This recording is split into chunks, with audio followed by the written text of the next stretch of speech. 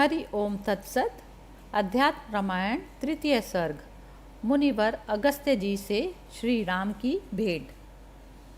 हरि अनंत हरि कथा अनंता, कहे सुनहि बहु विधि सब संता। प्रभु श्री राम भी अनंत हैं, उनकी कीर्ति भी अपरंपार है। संतों ने प्रभु की कीर्ति का अलग अलग वर्णन किया है। श्री शंकर महादेव जी पार्वती जी से बोले, उस दिन मध्याह्न के समय श्री रामचंद्र जी सुतीक्ष्ण, सीता और लक्ष्मण जी के साथ अगस्त्य मुनि के छोटे भाई अग्निजीव्य मुनि के आश्रम में पहुँचे। उन्होंने उनकी भली प्रकार पूजा की, फिर उनके दिए हुए कंदमूल फल आदि खाकर दूसरे दिन प्रातःकाल उठते ही अगस्त्य मुनि जी के आश्रम को चल पड़े।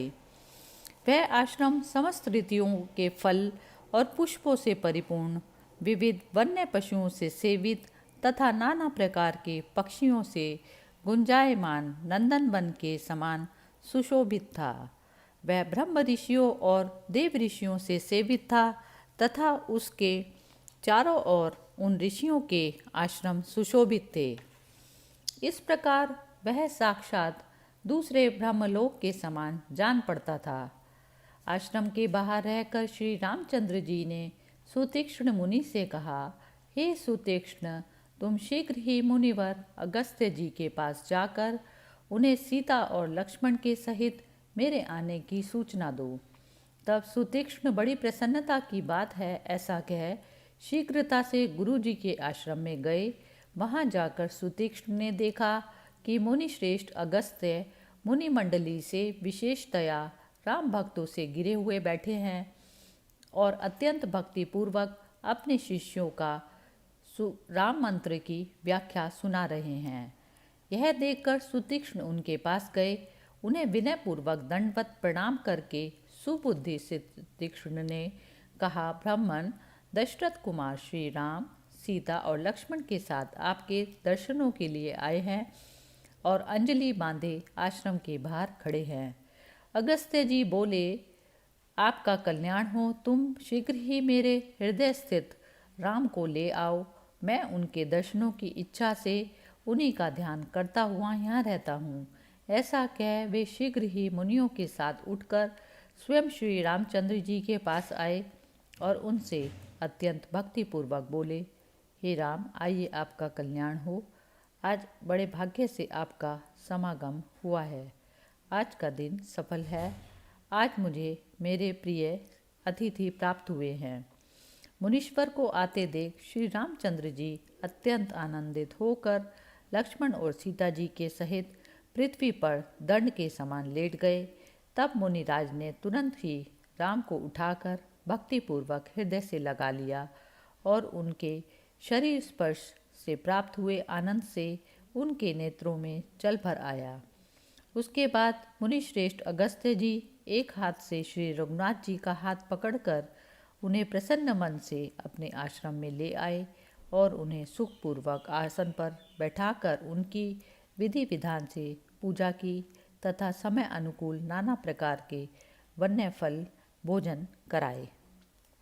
इस प्रकार एकांत में सुखपूर्वक बैठे हुए चंद्रवदन श्री रामचंद्र जी से भगवान अगस्त्य मुनि ने हाथ जोड़कर कहा, हे राम, पूर्व काल में जिस समय क्षीर समुद्र के समीप ब्रह्मा जी ने आपसे भूमि का भार उतारने के लिए रावण का वध करने की प्रार्थना की थी, तभी से आपके दर्शनों की इच्छा से मैं तपस्या करता हुआ और आप ही का चिंतन करता हुआ आपके आने की प्रतीक्षा में यहाँ मुनियों के साथ रहता हूँ। सृष्टि के आरंभ में विकल्प और उपाधि से रहित आप अकेले ही थे। आप ही में आश्रित तथा आप ही को विषय करने वाली माया आपकी ही शक्ति कही जाती है। जिस समय यह माया शक्ति आप निर्गुण को ढक लेती है, उस समय वेदांत निष्ठ पुरुष इसे अव्यक्त कहते हैं, कोई इसे मूल प्रकृति कहते हैं और कोई माया, तथा यही अविद्या, संस्कृति और बंधन आदि अनेक नामों से पुकारी जाती है। आपके द्वारा शुभित होने पर इस शक्ति से महतत्व उत्पन्न होता है और महतत्व से ही आपकी ही प्रेरणा से अहंकार प्रकट हुआ है।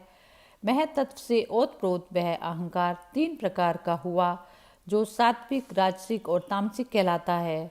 हे राम, तामस अहंकार से शब्द, स्पर्श, रूप, रस, गंध ये 5 सूक्ष्म तन्मात्राएं उत्पन्न हुई और इन सूक्ष्म तन्मात्राओं के से इनके गुण अनुसार क्रमशः आकाश, वायु, अग्नि, जल और पृथ्वी ये 5 स्थूल भूत हुए।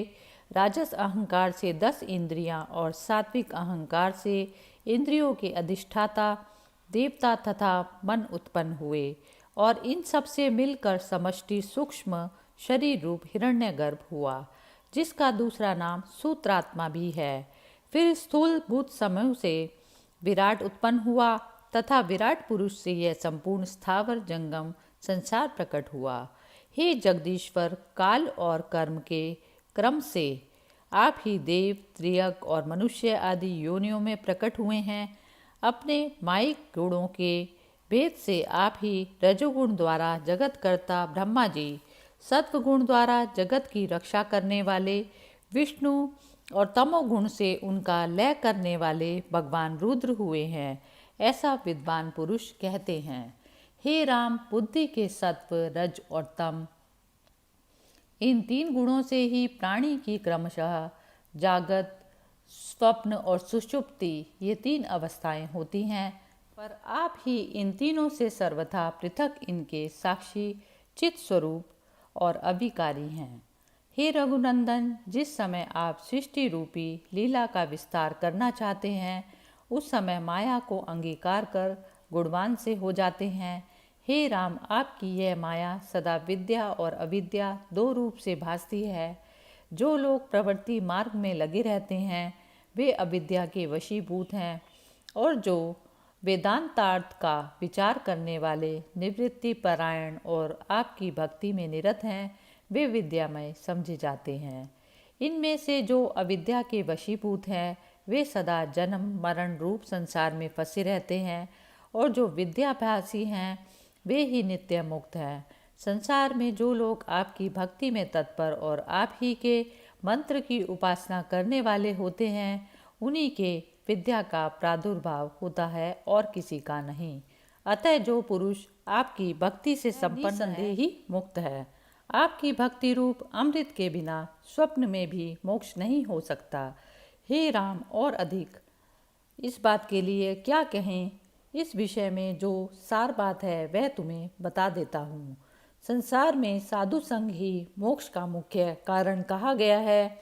संसार में जो लोग संपद विपद में समानचित, स्प्रिया रहित, पुत्र वित्यादि इच्छाओं से रहित, इंद्रियों का दमन करने वाले, शांत चित्त, आपके भक्त, संपूर्ण कामनाओं से शून्य, इष्ट तथा अनिष्ट में प्राप्ति में समान रहने वाले, संगहीन, समस्त कर्मों का त्याग करने वाले, सर्वदा ब्रह्मपरायण रहने वाले, यम आदि गुणों से संपन्न तथा जो कुछ मिल जाए उसी में संतुष्ट रहने वाले होते हैं, वे ही साधु हैं। जिस समय उसी में संतुष्ट रहने वाले होते हैं वही साधु तो होते ही हैं, और वह कथा श्रवण में उन्हें प्रेम हो जाता है। हे राम, आपके इसके बाद आप सनातन पुरुष में भक्ति हो जाती है तथा आपकी भक्ति हो जाने पर आपका स्फुट और प्रचुर ज्ञान प्राप्त होता है। यही चतुर जन सेवित मुक्ति का आद्य मार्ग है। अतः हे राघव, आप में मेरी सर्वदा प्रेम लक्षणा उत्तम भक्ति बनी रहे, और हे हरे, मुझे अधिकतर आपके भक्तों का संग प्राप्त हो। हे नाथ, आज आपके दर्शनों से मेरा जन्म सफल हुआ। आज मेरे संपूर्ण यज्ञ सफल हुए। मैंने बहुत समय से अनन्य भाव से तपस्या की है। हे राम, आज जो मैंने आपकी प्रत्यक्ष पूजा की यह उस तपस्या का ही फल है।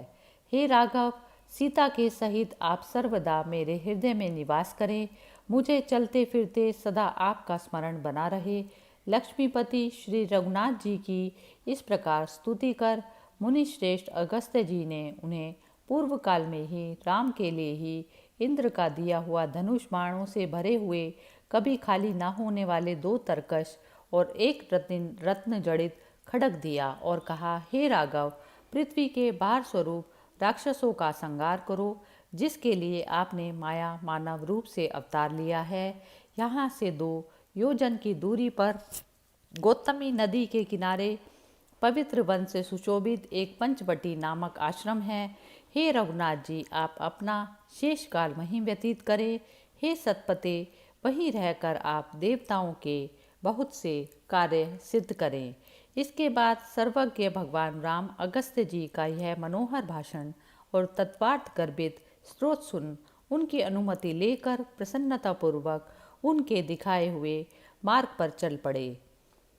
इति श्री मत् अध्यात्म रामायणे उमा महेश्वर संवादे अरण्यकांडे तृतीय सर्गे समाप्तः।